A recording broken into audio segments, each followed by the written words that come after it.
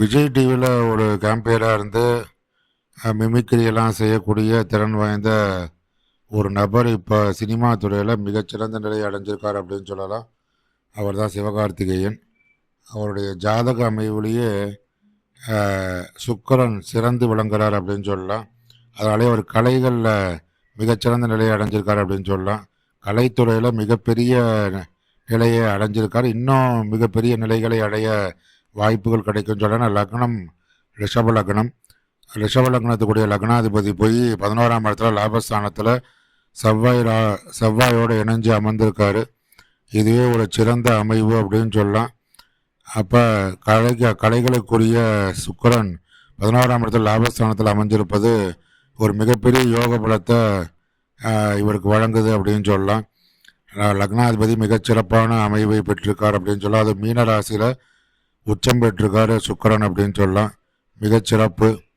எப்போது லக்னாதிபதி இந்த அளவுக்கு உச்சம் பெற்றாலே வாழ்க்கை மிகச்சிறப்பாக அமையும் அப்படின்னு சொல்லலாம். அதே மாதிரி அடுத்ததாக பார்த்திங்கன்னா லக்னத்துக்கு 2ஆம் வீடு மிதுனம்.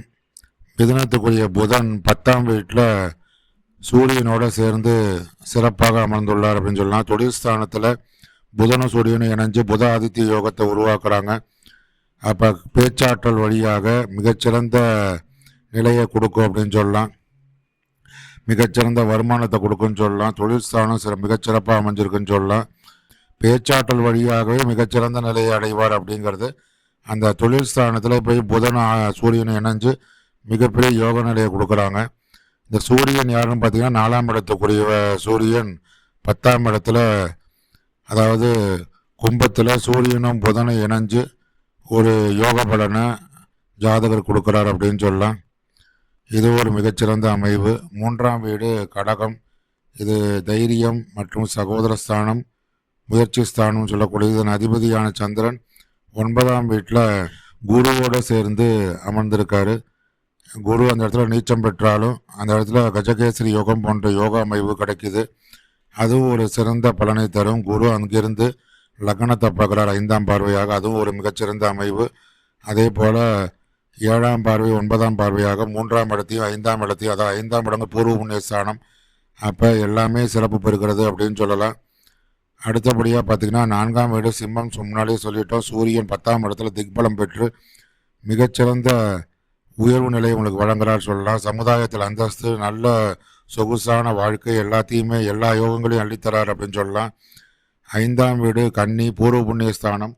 ஏன்னா புதன் 10ஆம் இடத்துல இருக்கார். அதுவும் மிகச்சிறப்பு. 6ஆம் வீடு துலான். இங்கே தான் கேது அமர்ந்துள்ளார். இது மறைமுக எதிரிகளை வீழ்த்தும் சக்தியை தரும் சொல்லலாம். ஆரோக்கியத்தில் சற்று கவனம் தேவை அப்படிங்கிற நிலையை தான் காட்டுது. 7ஆம் வீடு விருச்சிகம். இங்கே தான் சனி பகவான் அமர்ந்திருக்காரு. ரிஷபத்துக்கு சனி பகவான் எப்போதுமே மிகுந்த நன்மையை தரக்கூடியவன்னு சொல்லலாம்.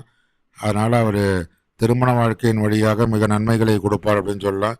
திருமண வாழ்க்கை மிகச்சிறப்பாக இருக்கும். சில சவால்களான நிலைகள் இருந்தாலும் அது மிக நன்மையை தரும் என்று சொல்லலாம். ஆயுள் ஸ்தானமான 8ஆம் ஸ்தானம். இதில் இதுக்குடைய குரு தான் பார்த்திங்கன்னா 9ஆம் இடத்துல நீச்சம் பெற்றாலும் சந்திரனோட இணைஞ்சு நீச்சபங்க ராஜயோகத்தை கொடுக்குறாங்க அப்படின்னு சொல்லலாம். இதுவும் ஒரு சிறப்பான யோக பலம் சொல்லலாம். இதுலேயும் சில சவால்கள் இருந்தாலும் நன்மையே கிடைக்கும் அப்படின்னு சொல்லலாம். 9ஆம் வீடு மகரம் பாக்கியஸ்தானம். இங்கே தான் கஜகேசரி யோகம் உருவாகுது.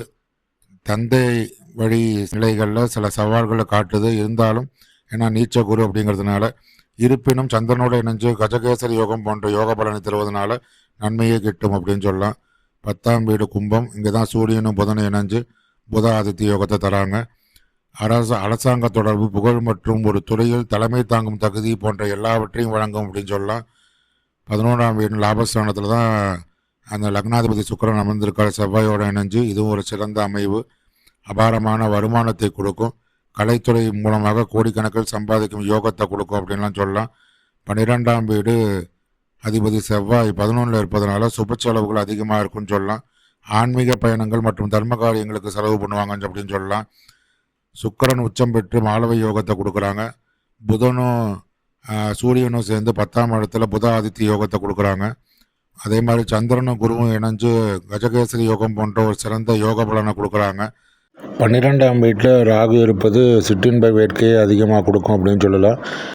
இது மாதிரி பல யோக பலங்கள் அமைந்த ஜாதகம். மிகச்சிறப்பான நிலையை காட்டுது. போக போக நாட்கள் செல்ல செல்ல இன்னும் நன்மையான நிலையை கிட்டும் அப்படின்னு சொல்லலாம். மிகச்சிறந்த ஜாதகம். சில சவால்களான நிலைகள் இருந்தாலும் அவற்றை காட்டிலும் யோக பலங்கள் சிறப்பாகவே அமைந்திருக்கணும் அப்படின்னு சொல்லலாம்.